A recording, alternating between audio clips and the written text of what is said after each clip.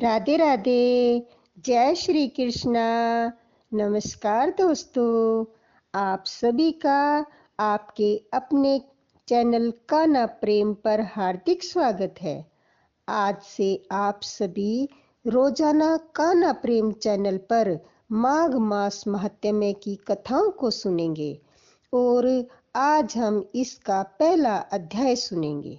माघ मास को हमारे शास्त्रों में बहुत खास माना गया है। कहा जाता है साल के सभी महीनों में माघ मास सबसे श्रेष्ठ होता है।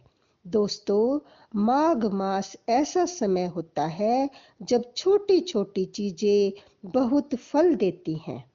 इस महीने में अगर हम सुबह जल्दी उठकर स्नान करें, भगवान का नाम लें और थोड़ा सा दान कर दें तो इसका असर हमारे जीवन पर बहुत अच्छा पड़ता है। आज से के समय में जो लोग बहुत परेशान रहते हैं, उनसे जाने अनजाने गलतियां हो जाती हैं, तो इंसान अपने जीवन को सही दिशा कैसे दे। तब सूत जी ने कहा कि मैं आपको माघ मास की कथा सुनाता हूँ, जो स्वयं वेद व्यास जी ने बताई है। यहीं से माघ मास महात्म्य की शुरुआत होती है। दोस्तों, माघ मास में स्नान का बहुत अधिक महत्व बताया गया है। अगर इस महीने में सुबह उठकर नहाते समय मन में भगवान को याद कर लिया जाए तो मन शांत होता है। अगर किसी नदी या पवित्र जल में स्नान कर सके तो बहुत अच्छा माना गया है। इस महीने में अगर हम किसी भूखे को खाना खिला दें, किसी जरूरतमंद को कपड़े दे दें या किसी की मदद कर दें तो वही सच्चा दान है। आइए अब हम माघ मास महात्म्य का पहला अध्याय शुरू करते हैं। एक समय श्री सूत जी ने अपने गुरु श्री व्यास जी से कहा कि गुरुदेव, कृपा करके आप मुझसे माघ मास का महात्म्य कहिए, क्योंकि मैं आपका शिष्य हूँ।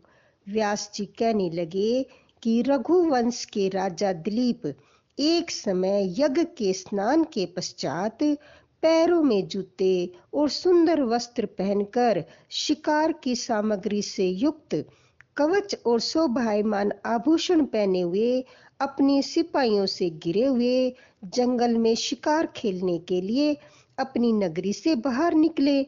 उनके सिपाही जंगल में शिकार के लिए मृग, व्याघ्र, सिंह आदि की तलाश करने लगे। उस वन में बहुत सुंदर सुंदर वृक्ष, वहां पर कहीं पर मोर नाच रहे थे, कहीं पर मृगों के झुंड फिर रहे थे और कहीं पर गीदड़ अपना भयंकर शब्द कर रहे थे। कहीं पर हाथियों के झुंड घूम रहे थे, कहीं पर उल्लू बोल रहे थे, तो कहीं पर सिंहों के पद चिन्हों के साथ घायल मृगों के रक्त से भूमि लाल हो रही थी। कहीं पर सुगंधित पुष्प, हरी हरी लताएं वन की शोभा बढ़ा रही थी।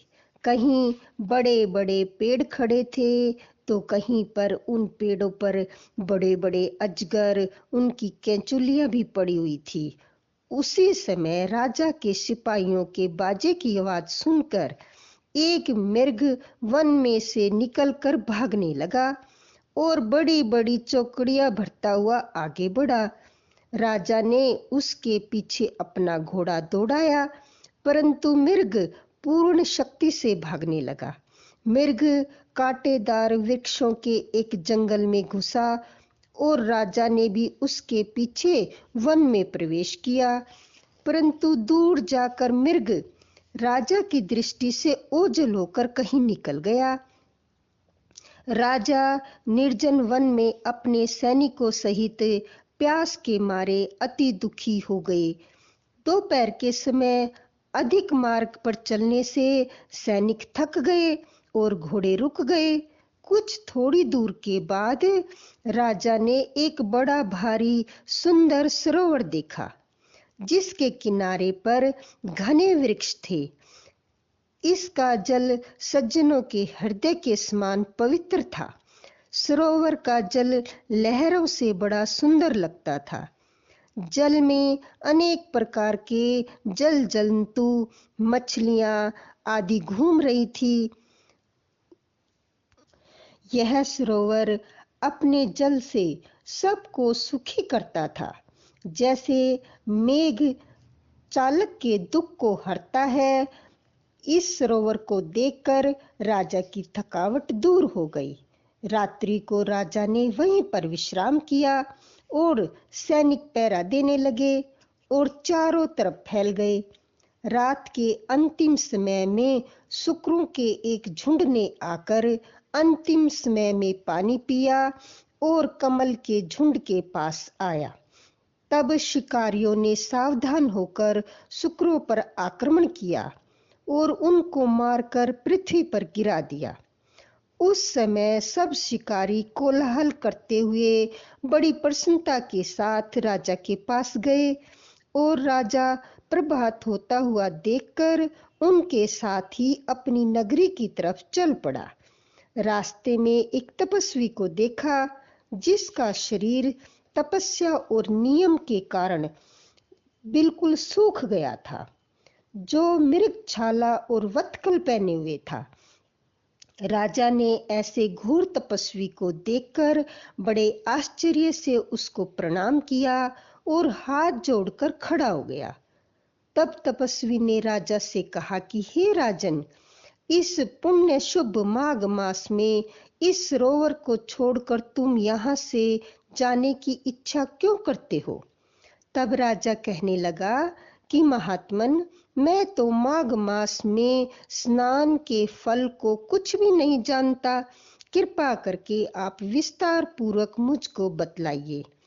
राजा के ऐसे वचनों को सुनकर तपस्वी ने जो कुछ भी कहा, इसका वर्णन आप अगले अध्याय में सुनेंगे।